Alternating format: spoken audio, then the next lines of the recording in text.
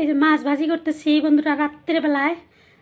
কী কয় আমার রান্না বান্না সব হয়ে গেছে, তারপর দেখি মাছ নিয়ে এসে আর কি। তো ভাবলাম যে মাছ ফ্রিজে তুলে তো আর খায়া ভালো লাগবো না, কয়েক পিস মাছ ভাজি আর কি রাত্রেবেলা ভাজলে তার মানে টাটকা মাছটা তার মানে খাইলে তাও একটু ভালো লাগবো আর কি। আমি রান্না বান্না হওয়ার পরে তার মানে আর কি এই মাছটা নিয়ে এসে নতুন করে তো মাছ পরিষ্কার করে ধুইলাম আর করলাম যে কয়েক পিস ভাজি আর কি ভাজা খায়া দেখি।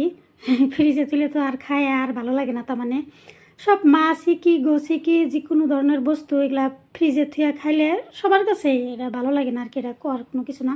আর এই কড়াই সম্পর্কে তো আমার অনেকবার বলা আছে, কেউ কিছু মনে করবেন না, এটা বিএসএলআর থাকা অবস্থার কড়াই এটা।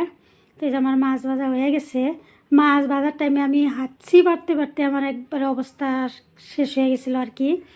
এই যে আমার আমি মাছটা একটু বেশ কড়া করে ভাজছি, এই যে ভাতিয়া খামো মাছ ভাজি উঠে রাইখা আমি হইলো কী কয় করুম এখন পেঁয়াজ ভাজা নিতেছি। যে পেঁয়াজ ভাজা না হইলে মাছ ভাজার সাথে আমার ভালো লাগে না, আমি যতবারই মাছ ভাজি ততবারই আমি পেঁয়াজ ভাজা নিই, খাইতে অনেক ভালো লাগছিল আর কি।